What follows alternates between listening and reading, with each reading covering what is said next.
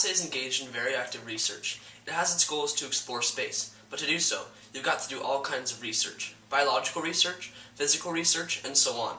So it's really a very, very intensive research organization, and anytime you have any type of intensive research organization or anything going on, new knowledge is going to flow from it. That's what the inventor of the artificial heart and NASA collaborator Dr. Michael DeBakey once said when addressing the benefits of the NASA Space Shuttle program. Space research not only allows us to discover what is outside our own atmosphere, but it also contributes to many of the inventions that allow us to live our comfortable everyday lives. On August 31st, 2011, the Space Shuttle program officially ended after nearly 30 years and 135 missions of collecting countless amounts of data to help our great country advance in the field of exploration as well as in the field of technology. The Space Shuttle was the first craft that was able to land like an airplane and be reused time after time again.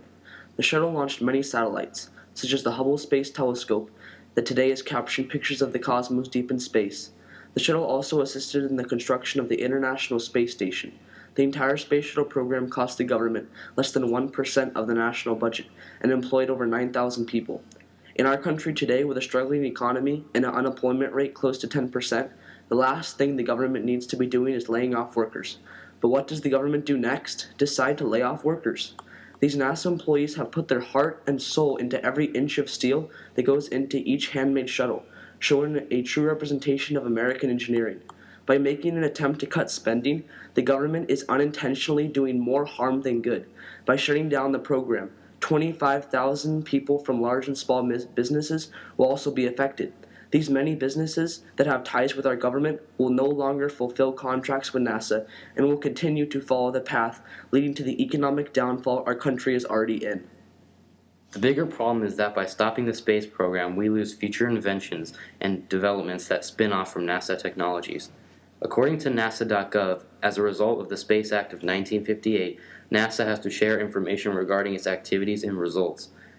It also allows NASA to patent the inventions that they discover, resulting in spin-offs that have helped us greatly commercially and medically. Some might say that the shuttle program was the easiest way for the government to waste money, but this reasoning is not true. Consider the fact that the space program has contributed close to 1,500 technology spin-offs that improve the quality of everyday lives. According to Dr. Nadine Barlow, some spin-offs include advances in breast cancer detection, intensive care unit monitoring systems, and cellular communications on Earth. If these spin-offs were not developed, it would actually cost the government more money and more human lives than if the programs were not present. Some might say that the government had to cut this program because the American people did not directly benefit from space exploration, but this statement is not true. Joan Vernikos, the director of NASA's Life Sciences, says, "As we explore space, we create new technologies and jobs to advance our falling economy. It has been found that for every dollar spent on the space program, the economy receives an estimated $8 or 800% of economic benefit. Isn't creating jobs and boosting the economy directly benefiting the American people?" As previously addressed, there have been numerous technological, scientific, and economic advancements from space exploration. The benefits have far outweighed the costs, even though the costs are a minute portion of the government's budget. Joan Vernikos continues to say that from the outside looking in at Earth from orbit has provided GPS, weather, and natural disaster prediction, as well as a global monitoring of the environment. Satellites launched by the Space Shuttle have changed our modern and everyday lives with cell phones, global banking, and TV. Studying humans living in the extreme environments of space has helped us to better understand osteoporosis and balance disorders, as well as new ways to treat these diseases. As a result of these advancements in technology, NASA has many patents on these items they have created.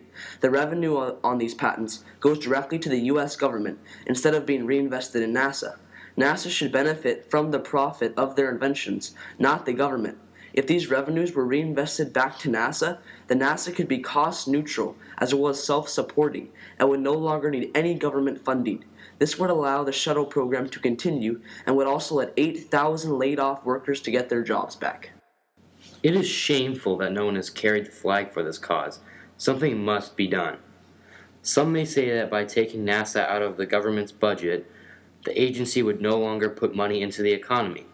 But this is not true.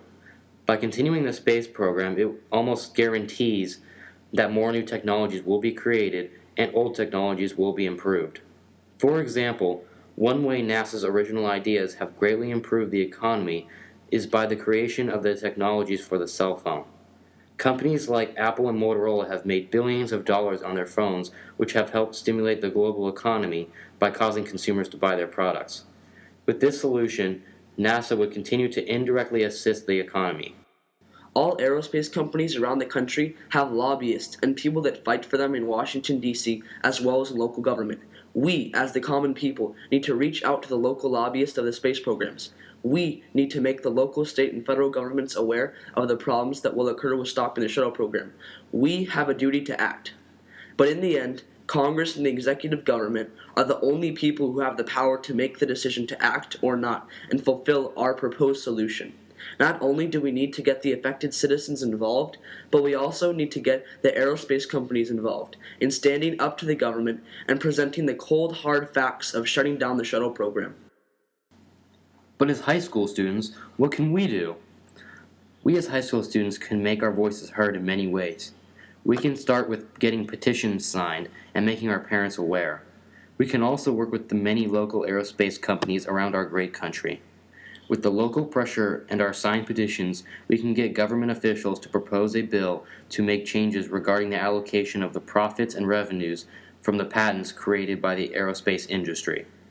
For example, Nathan Fletcher, a local political representative and mayoral candidate in San Diego, created and passed a bill, Chelsea's Law, with the help of the citizens and local government. This process that made Chelsea's Law a reality can also work to make a bill that enables the space program, and more specifically the shuttle program, a success once again. Reallocating the revenues back to NASA and away from the government will enable the proliferation of the space program. It will also make NASA self-sufficient and self-supporting without the need for government funding. Since the beginning of time, people have wondered what was beyond the stars. The space shuttle is the first step to answer this question. At his inaugural speech in 1961, President John F. Kennedy foreshadows the legacies of the space program. Let both sides seek to invoke the wonders of science instead of its terrors.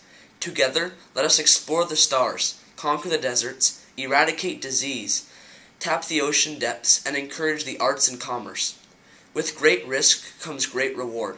540 astronauts have been in space, and a total of 18 astronauts have given their lives in pursuit of space exploration. We cannot let these hero sacrifices die in vain.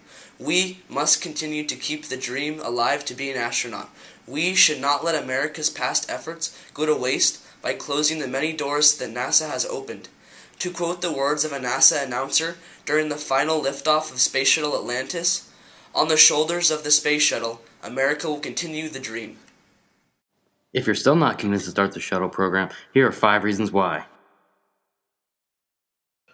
5. Find out your father is Darth Vader. 4. Cuddle with the Ewoks. 3. Get mauled by scary space creatures. 2. Wookiees make good companions. And 1. Meet hot intergalactic babes. Oh yeah. 4, 3,